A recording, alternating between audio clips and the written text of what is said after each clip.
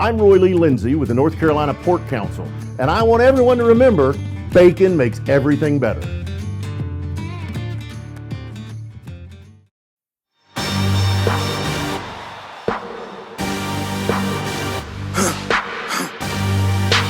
For the victory lap, though. Whoa. This is the fifth quarter on the North Carolina Sports Network. My name's Mike Waddell. He's the coach, Jim Collins.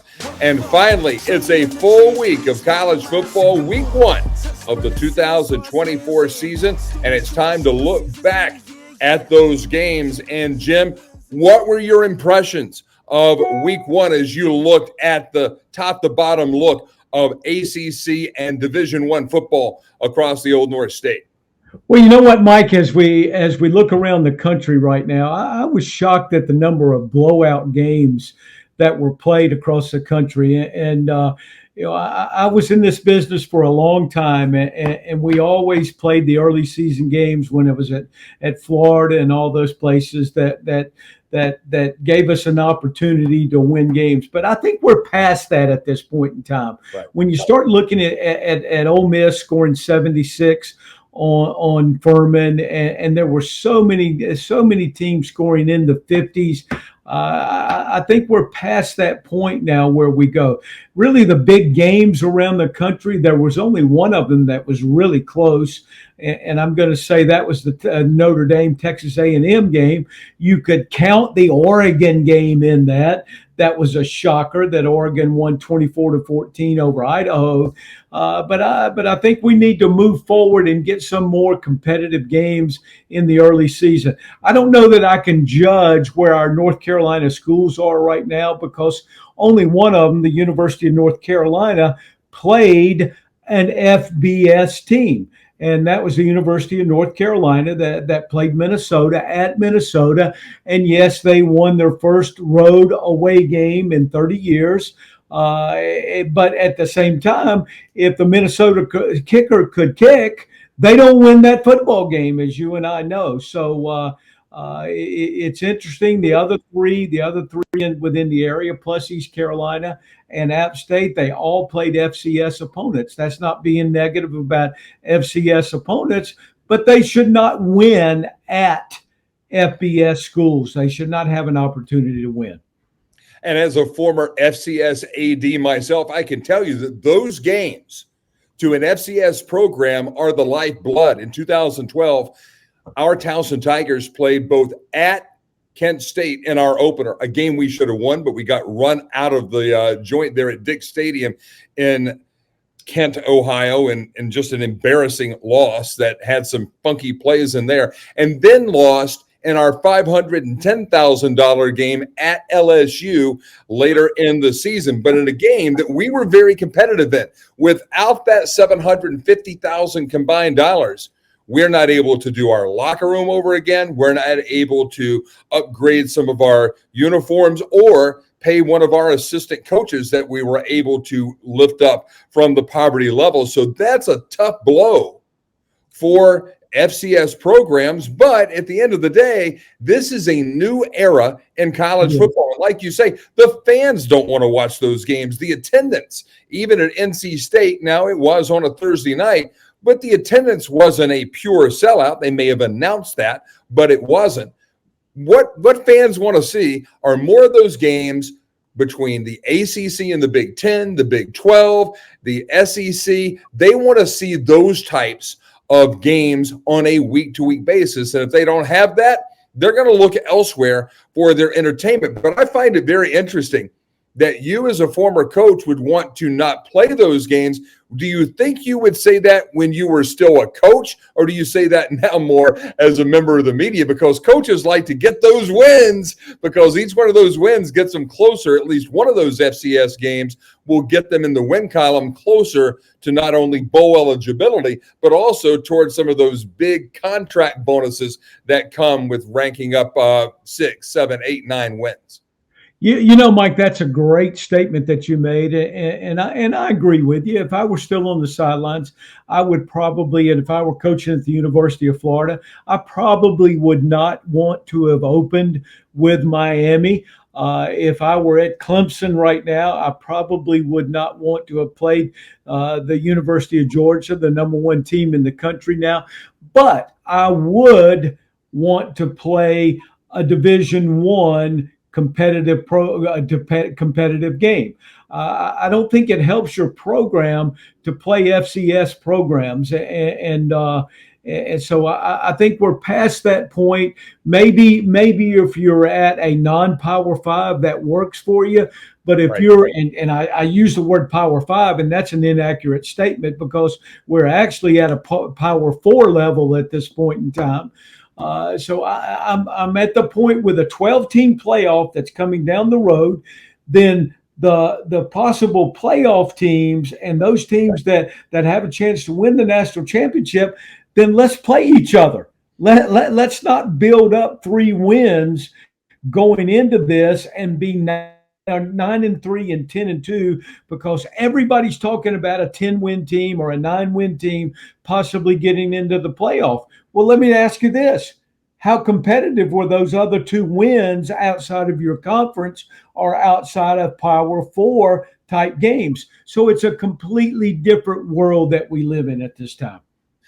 I agree with you, Jim. And I tell you, one of the things that I'd really like to see as a fan, and it was proposed by members of the North Carolina legislature before not even getting a vote.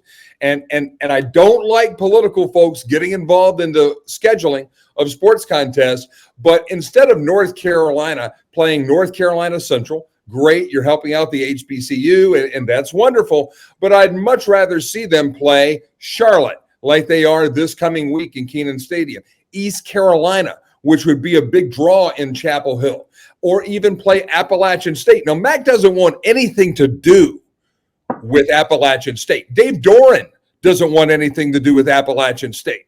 He's already canceled that game. He was supposed to go to Boone. They'll still play the game in Raleigh, but they don't want to go on the road.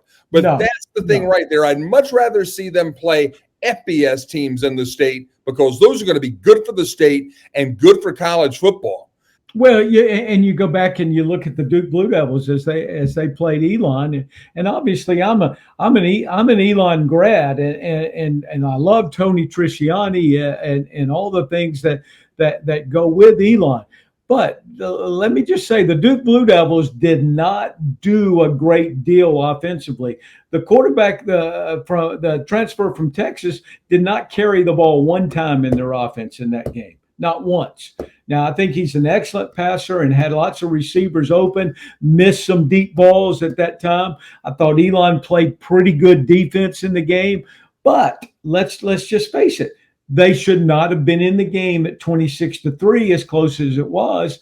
And it's 3-3 just before the last drive of the half. And Duke goes down in 4 plays and makes it 10-3 at the halftime, which completely changed the momentum of the game.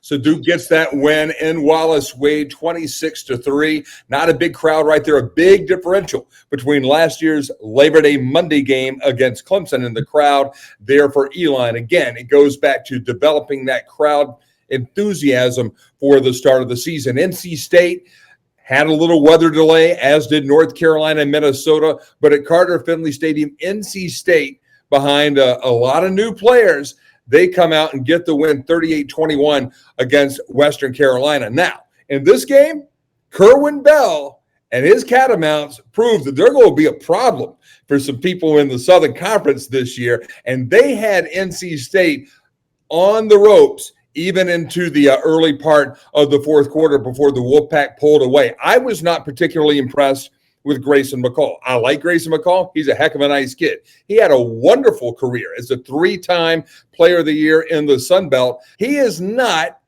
Phillip Rivers. He is not Russell Wilson. He's not going to be that type of quarterback for the NC State Wolfpack. But if he can get the ball to his tight end, as you mentioned, and also to Concepcion, that's where he is going to be a better game manager, than maybe a game breaker. Well, I don't think there's any doubt that the NC State offense revolves around Concepcion and the tight end, who I think both are really, really, really good players. From a quarterback standpoint, I'm not sure that we're yet to find out, and he's going to get tremendously tested this coming weekend in Charlotte against the University of Tennessee. But it's going to be a real test for the Wolfpack coming up this weekend. I have a fear that the history of the Wolfpack is continuing to show up, that they're struggling to run the football. They struggled to run the ball against an FCS team in Western Carolina. Now, the defensive coordinator at Western Carolina is a former player of mine, Jerry Odom, and he is an excellent football coach. Former head coach at Tusculum University, and a really good high school coach, and does a tremendous job. But he doesn't have enough good players to play that well against NC State. But he had a good plan. They executed. They played hard. I think the NC State Wolfpack on offense has a lot to prove. I thought their defense played well overall. Not great. They lost a key player early with a targeting call. And that comes back to your discipline of your team. When you look at NC State's schedule, again, like you said, they'll play last week's number 15th ranked team, the Tennessee Volunteers, this week in Charlotte. That's a 7:30 kick from Bank of America Stadium. Then they have Louisiana Tech, which is a FBS team. They have Clemson, and then they have Northern Illinois out of the MAC, the former school of Dave Doran. So when you look at the Wolfpack, they have a pretty representative schedule. The other team in the state, the North Carolina Tar Heels, as you mentioned, they go on the road and they win at Minnesota. The Tar Heels special teams played really well. And if there's one thing to look at, really two things to look at that I was impressed with North Carolina, it's that their defense played pretty well under first game coordinator Jeff Collins. But we knew the Carolina defense was going to be pretty good. With Rucker, with Eccles, with Boykins back in, this is a team that really should be better defensively than they are offensively. But, man, you talk about a bad break, no pun intended, for Mac Brown and the Tar Heels. Chip Lindsey, the offensive coordinator. I don't think they really had a two-quarterback system going in. They may have been saying that to confuse PJ Fleck and the Golden Gophers coaching staff, but this was Max Johnson's team, and he's gone for the year. And now they have Connor Harrell come in, who only has one start where he was victorious, and that was against Campbell, aforementioned FCS team. He did not look good in the bowl game against West Virginia, and he looked fairly pedestrian, save for one or two plays against the Golden Gophers when he came in cold off the bench. Well, it'll be interesting to see how this goes. Obviously, Max Johnson was the guy that they were counting on. The key to their offense is obviously number 28, Amarian, and the more you can hand him the ball and play action off of him and boot off of him, the better your team's going to be. He had 27 carries in the game. And that's a lot. That's a lot. And Coach Brown has talked about all along playing more people. I think they're going to have to get to the point where they play some more folks at tailback, give Omarion a break, and he'll win games for you.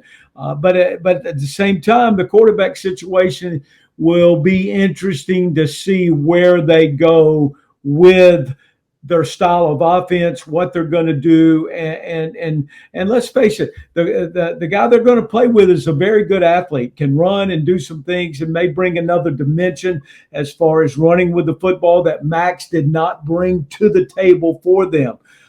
They're playing a UNC Charlotte team that lost to James Madison 30-7, produced nothing on offense in the game, and gave up 30 points to them.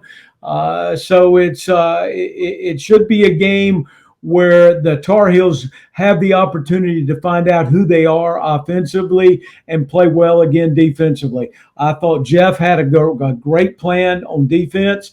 I think the key guy that came through and is playing like the type player he should be was Javari Ritzy, who had 3 sacks in the game. So I think they have a chance to be really good on defense. I still think they're a little bit suspect in the back end. But their offensive line is still pretty weak. I mean, they had 4 new starters up there. They were going to be much improved this year. but Omarion Hampton is still getting a lot of yards after contact. I asked you the other day, I'll repeat it right now on the air. When you see a back getting that many yards after contact, is that a tribute to how great the running back is, or is it maybe in part an indication that your offensive line is not creating big enough holes? Well, I think it's a combination of the two. We all, when we go out and recruit running backs, and I give North Carolina credit that they have Omarion Hampton on their team because good backs, great backs. I will use the word great. Great backs make people miss, and they run through tackles. Because let's face it, you don't get them all blocked on every single play. You got to make somebody miss at times. When people add the extra safety into the box to create the run stoppers, you got to run through tackles, and you got to make some folks miss at times. Omarion can do that, and not only that, he's an excellent receiver. He's a big time back now, and I think where we're headed with this is they're going to have to depend on him to make plays to be good on offense. Just think about it. I think North Carolina is excellent at tight end. Only one of the tight ends touched the ball in the game last week. Nesbitt caught 2 passes in the game. At some point, you got to be able to throw the ball vertically. I think the average per pass was 4.6 yards in the game. To loosen defenses up and give Omarion the opportunity to run the football, you got to be able to throw the ball vertically a little bit more. I am a better person and a more effective business owner for having known and learned from Emily Parks over many years now.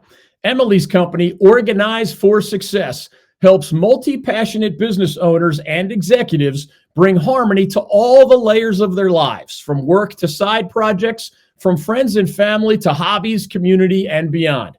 With Emily's help, you too can make every minute matter. She helps you determine what earns your time and how to efficiently accomplish what matters. One of the many things I love about Emily is that she does not impose her will on her clients. She listens to them. That way she can better help them cultivate the lives they want to live. You can set up a complimentary call with Emily today by visiting organizeforsuccess.com. For the victory lap, though. Whoa. I was up in Boone this past weekend watching the Mountaineers and Sean Clark go through the paces against Trey Lamb and the East Tennessee State Bucks. That game, an impressive win down the stretch as the Mountaineers, not trying to show a lot, they get the win 38-10 over the Bucks. But the Bucks did move the ball. Now, when you're a guy like Sean Clark and you know you have a big game the following week, this Saturday night on the road in Death Valley against Clemson, how much of your playbook are you holding back and not wanting to show the Tigers and their coaching staff heading into that week 2 clash? Well, Mike, I don't know. I don't know how much you hold back at this point in time because all your video is available and what you've done throughout the previous season. I'm sure Clemson has watched numerous games on the Mountaineers from a year ago. The Mountaineers have the starting quarterback back, and how much their package is going to change, I don't know. Let's face it. You and I had a conversation about what kind of coaches that who's the best coach you've ever been around. Well, the best coach I've ever been around is a guy that is fundamentally sound and understands that blocking and tackling still wins games. The Tigers will go back and they'll coach them well and I think they'll block and tackle better, and I think the Mountaineers will also. But that is my key game of the week. It's going to be a doozy. It'll be Saturday night down in Death Valley, Appalachian State against Clemson. Let's talk about the Tigers, though. They got rung. It was 6-0 at the half, Georgia on top, but then it was 28-3 in the second half, and it wasn't even that close. Clemson looks pedestrian. My question to you, Jim, is Clemson now no longer a national contender? Are they no longer at the level of the top teams in college football? Well, it's not an embarrassment to lose to the University of Georgia. The University of Georgia is 40-0 in their last 40 regular season games. The only game that they've lost over the last few years is the SEC championship game to Alabama last year. So there's a lot, and excuse the way I'm going to put this, but there's a lot of people had their ass beat by the Georgia Bulldogs. So that's not truly an embarrassment. But when you're a contender to be the ACC champion at this point in time, as Clemson has been for many, many, many years, you don't expect to lose 34-3, even to the number 1 team in the nation, and you're the number 14 ranked team in the nation. So this is a critical week in the advancement of the Clemson football team. I have a hard time believing that they will not rebound. I know what a good coach Dabo is. I know his coaching staff. I know what kind of job that they do, but they are challenged at this point in time. The Ipte fans are not real happy with where the Tigers are right now. While Clemson has had that very strong defeat against the SEC, so too did one of the contenders this year in 2024 ACC football, and that's Virginia Tech. A lot of people had penciled Brent Pry's Hokies in as being one of the teams to watch this year, but they go to Nashville and get the anchor dropped on their head in overtime, losing to the Commodores. And man, I don't think a lot of people saw that one coming, but it was Vandy 34-27 over Virginia Tech. In overtime. And Vandy has the first possession in overtime and scores. It was 27-all. Vandy actually missed a field goal to win the game in regulation. And then they score right away in overtime, and then they stop Virginia Tech in their possession in overtime to win the game.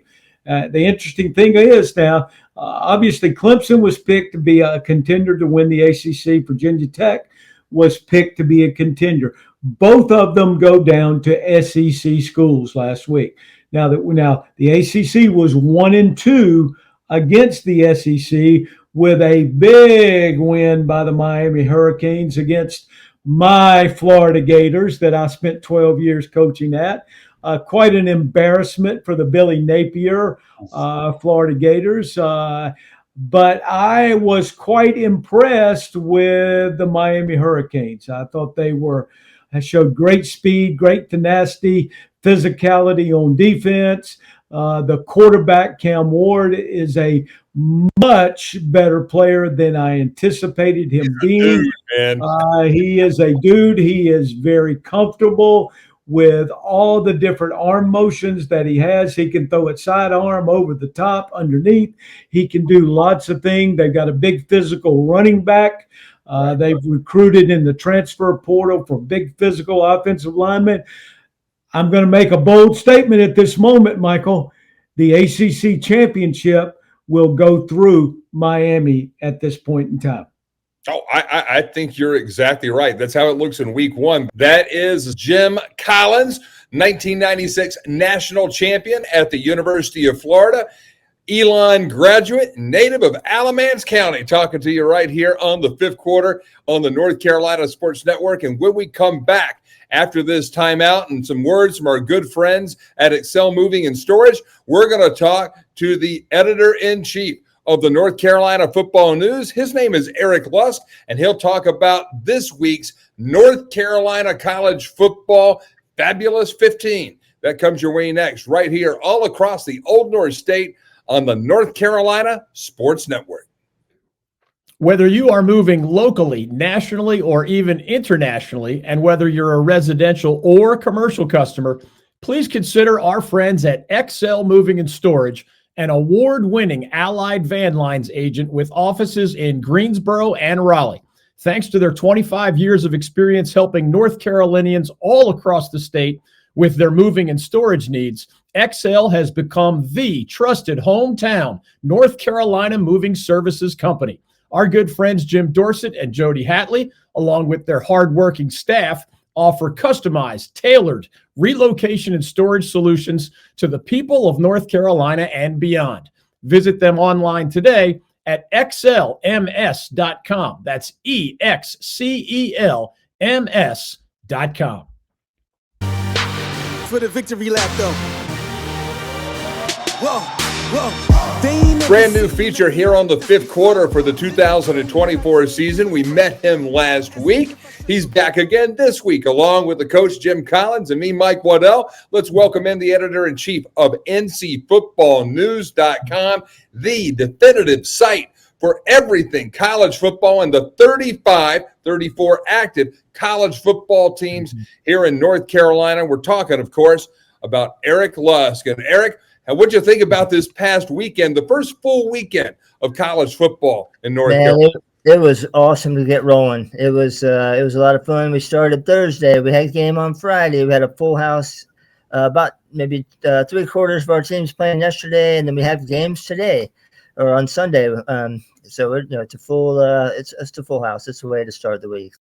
North Carolina Central did get the win in Atlanta over Alabama State. That game was Sunday afternoon. Trey Oliver has had some real success over the last couple of years coaching the Eagles. What kind of season are they poised to have? Because they're going to have some big games, including one in 2 weeks in Chapel Hill. Right. We actually play Elon this coming week. That's also a big game. But they've got kind of the interesting situation where, their goal is win the MEAC, get to the Celebration Bowl, play for that HBCU national championship. But last year they didn't make that game. They lost to Howard. But then they had a chance to go to the FCS playoffs. And so talking with Coach Oliver during the preseason, I mentioned to some of his players, I said, what's your goal for the season? They said, oh, man, Celebration Bowl. We got to get back there. I asked Coach Oliver, and he said, well, we're cool kind of with either path.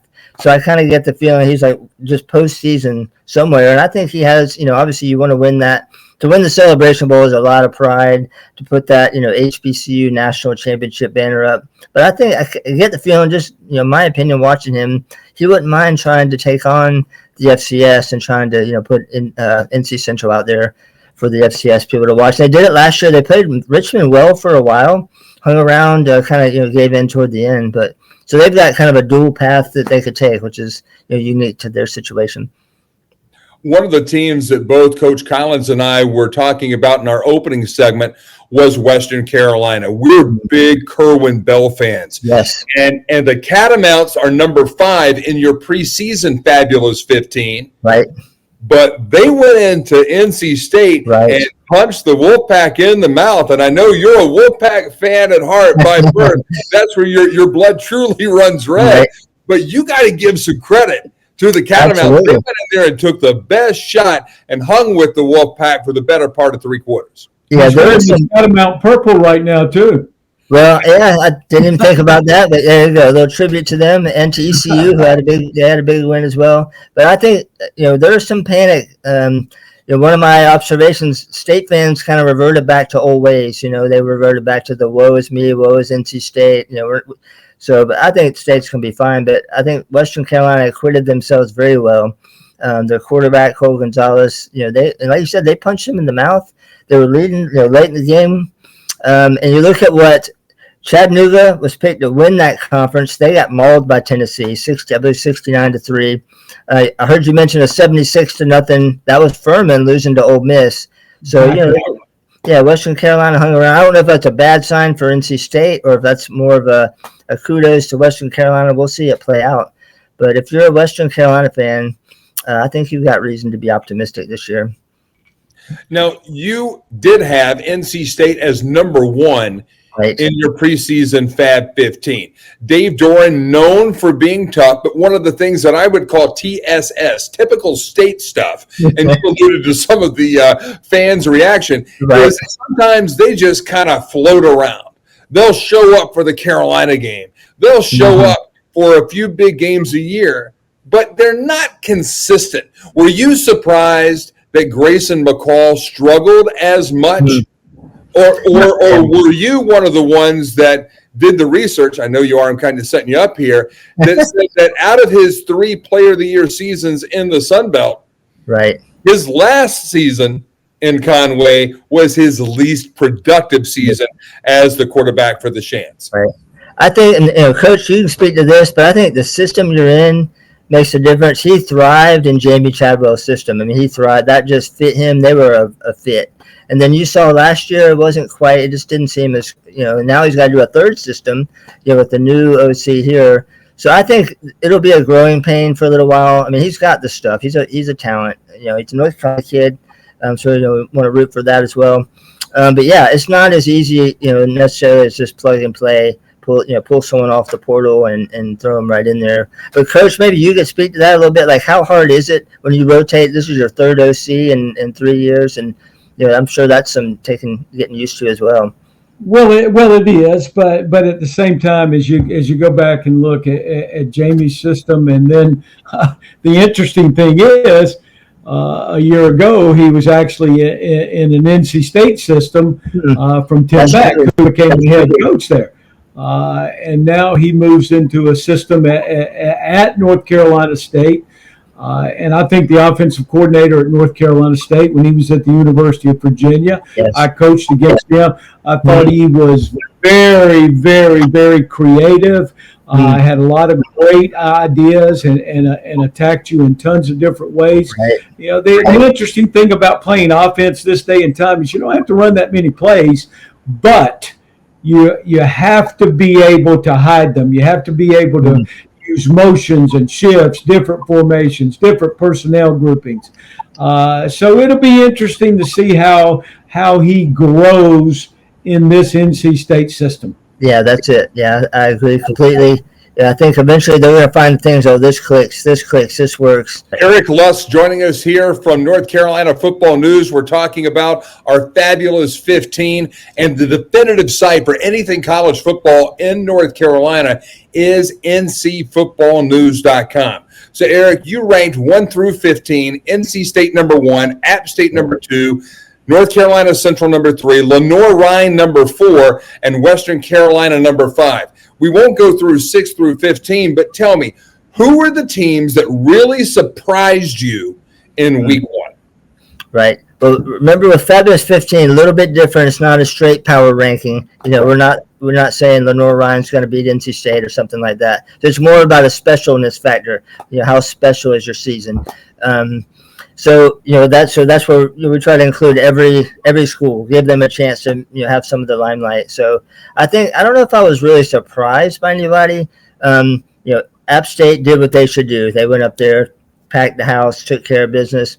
East Carolina took care of business. I was looking at the D2. We pay attention to D2 football. Wingate and UNC Pembroke were two. Both are in our Fab 15. They played each other right out of the bat. New coach at Wingate, he's a defensive-minded guy, and they used their defense to really survive a game, hard-fought game, a couple interceptions in that game. So they stood out. Campbell gave Liberty a little bit of fits for a while. I think they, that got my attention.